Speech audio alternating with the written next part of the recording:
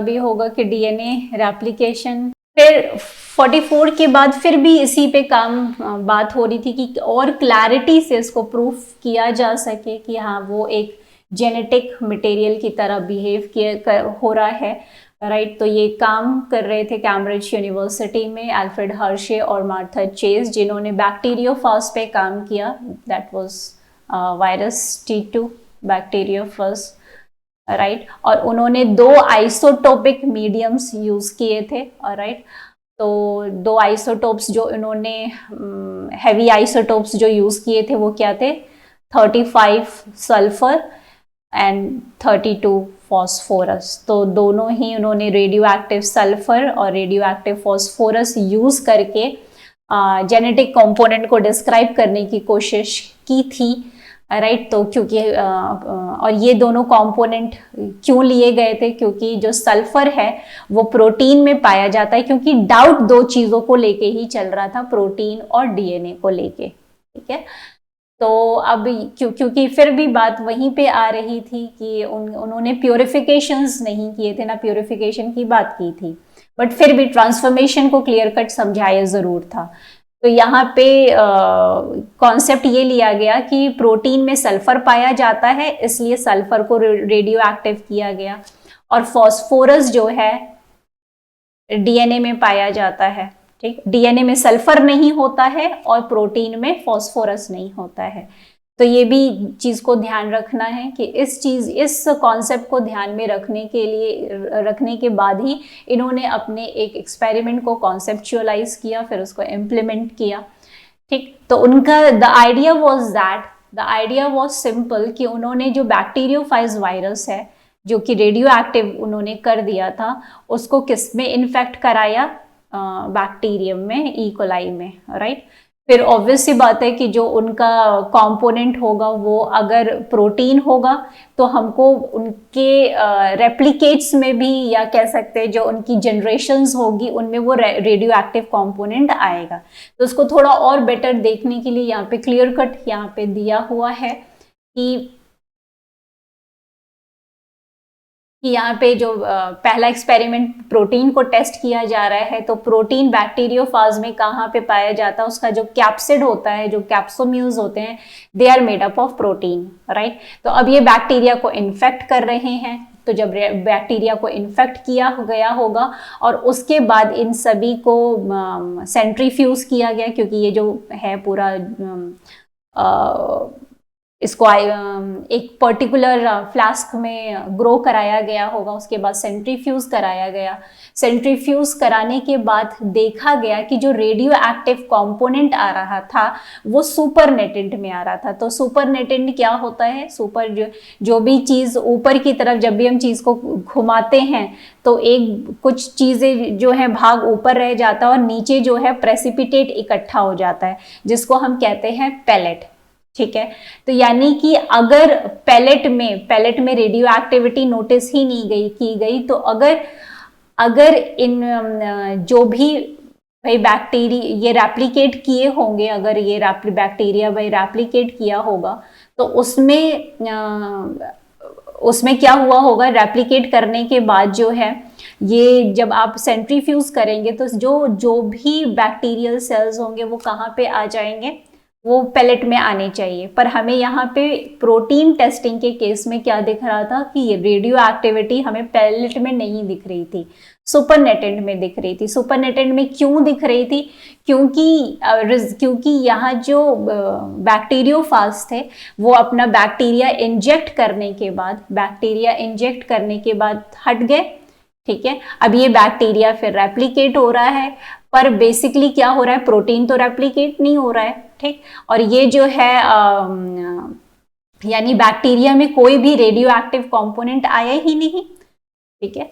यहाँ पे प्रोटीन किससे लेबल था, 35 सल्फर से, तो ये बाहर की तरफ ही रह गया और ये बैक्टीरिया रेप्लिकेट कर रहे हैं। तो जो भी बैक्टीरिया रेप्लिकेट कर रहे हैं, तो कोई भी बैक्टीरिया रेप्लिकेट करने के दौरान क्या प्रोटीन को कैरी करेंगे, प्रोटीन को कैरी ही नहीं करेंगे। क्यों नहीं कैरी कर रहे हैं, क्योंकि प्रोटीन भाई वो अपना बस डीएनए मटेरियल डाल के हट गया, ठीक है। तो अब जब आप इसको सेंट्रीफ्यूज कर रहे हैं तो बैक्टीरियल सेल्स जो हैं वो पैलेट में आएंगे, और पैलेट में आपको कोई रेडियो एक्टिविटी दिखेगी ही नहीं। ठीक, कंपैरेटिव टू अदर टेस्टिंग जहां पे डीएनए को देखा गया, डीएनए को देखा गया, तो अब डीएनए को रेडियो एक्टिव लेबल, यहाँ पे क्या दिखाया गया है कि डीएनए को रेडियो एक्टिव लेबल किया गया 32 फॉस्फोरस, राइट। अब देख रहे हैं यहाँ पे ये रेडियो एक्टिव डीएनए हो गया। अब जब भी ये रेप्लिकेट होना शुरू करेंगे, तो जब भी ये रेप्लिकेट होंगे तो ये जो रेडियो एक्टिव कंपोनेंट है इनका हर सेल्स में ट्रांसफर होता जाएगा, हर सेल्स में ट्रांसफर होता जाएगा। और फिर जब आप पूरे इसको सेंट्रीफ्यूज करेंगे तो आपको क्या मिलेगा, अब यहाँ सुपरनेटेंट में जो बैक्टीरियोफाज जो होंगे वो सुपरनेटेंट में आ रहे हैं, तो अब यहाँ पे तो क्या होगा, यहाँ पे कोई रेडियो एक्टिविटी नहीं मिल रही है, पर यहाँ पे रेडियो एक्टिविटी उन्हें मिली। तो उससे क्या रिजल्ट मिला, उससे क्या रिजल्ट मिला कि DNA is a kind of genetic material. ये सभी चीजें आप लोगों ने पढ़ी होंगी, बट फिर भी एक बार रिकॉल करना जरूरी है। The bacterial pellet was found to be radioactive when infected by this viruses, means DNA, but not with this। तो क्या कंक्लूजन मिला कि this demonstrated that DNA, not protein, was the genetic material because DNA was transferred to the bacteria।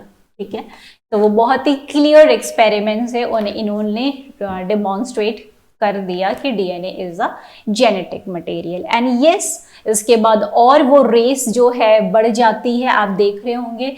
Year याद थोड़ा रहना चाहिए, क्योंकि थोड़ा एक होता है ना, इंटरेस्टिंग आपके लिए होती हैं चीज़ें कि किस तरीके से आप लोगों ने देखा कि हाँ it was like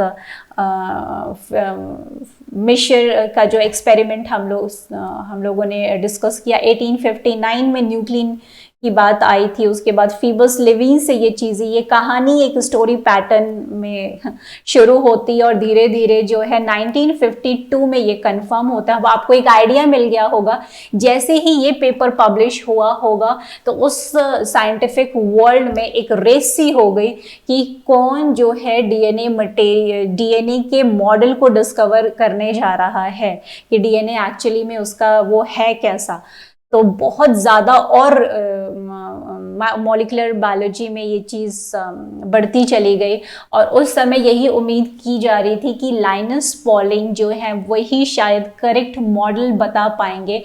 lines polling शायद नाम आप लोगों ने ज़रूर सुना हो, हम लोगों ने डिस्कस किया था जब हम लोग प्रोटीन पढ़ रहे थे, जिन्होंने अल्फा हेलिक्स की बात बताई थी, alpha helix, that secondary structure.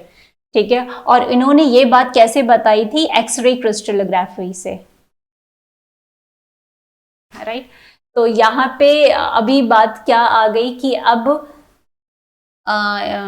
तो इसीलिए यही समझा जा रहा था, क्योंकि basically Watson and Crick have no idea about this. ठीक है, तो जो भी उनको जो फोटोग्राफिक ये चीज़ जो मिलती, उनको इस बारे में तो आइडिया नहीं था, बट इसीलिए वो जो डेटा है बेसिकली उनको कहाँ से मिले थे, रोजालिंड फ्रैंकलिन।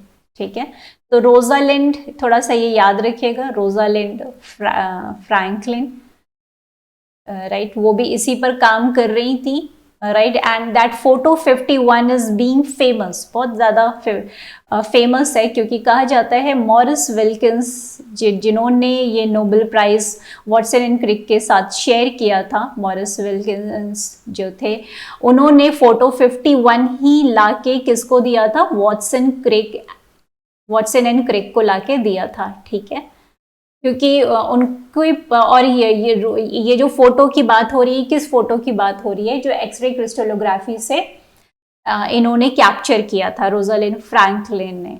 तो इसको एक तरह से स्टैंडर्ड माना गया, और फिर इसकी एनालिसिस ये लोग करते हैं। ठीक है, वॉटसन एंड क्रिक। और क्योंकि इसके बाद हमने यहाँ पे हम लोग न्यूक्लिक एसिड में पढ़ चुके हैं, और बहुत ध्यान में रखने वाला कौन सा एक्सपेरिमेंट है जिन्होंने यूज़ किया था, इनका भी एक्सपेरिमेंट विच वॉज एरविन, जो एरविन चैरगैफ ने 1950 में कुछ डेटा जनरेट करके बताया था रेशियो के बारे में। तो इसकी भी हेल्प ली। फीबस लेविन ने अरेंजमेंट बता दिया था, इसकी भी हेल्प ली। फिर फ्रैंकलिन की जो फोटो 51 है उसकी एनालिसिस की, राइट। उसके बाद जो है, जैसा कि बात की जा रही थी कि लाइनस पॉलिंग तो एक्सपर्ट थे और उन्होंने पेपर पब्लिश भी किया इनके आने से पहले ही।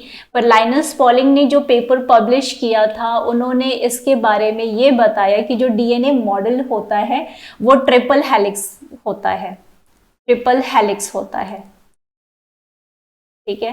तो it was a story like Watson and क्रिक।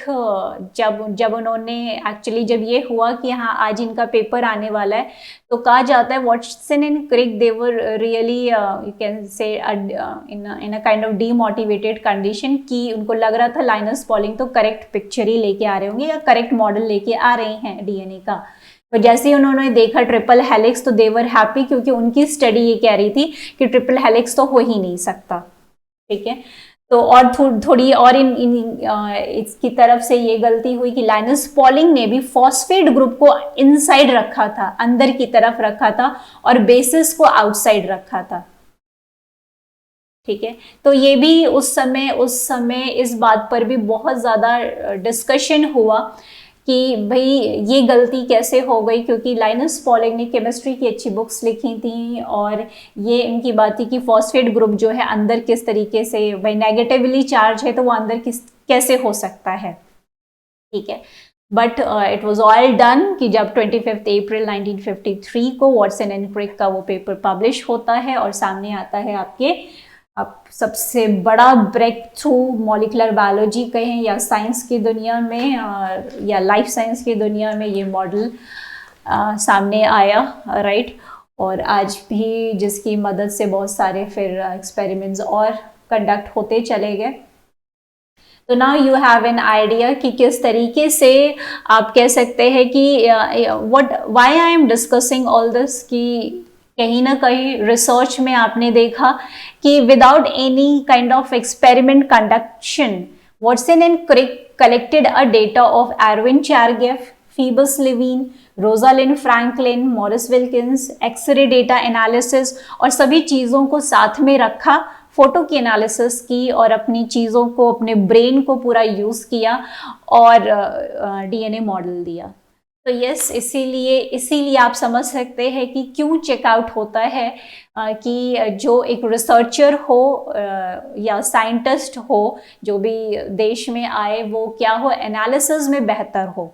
तो अब आप समझ सकते हैं कि वो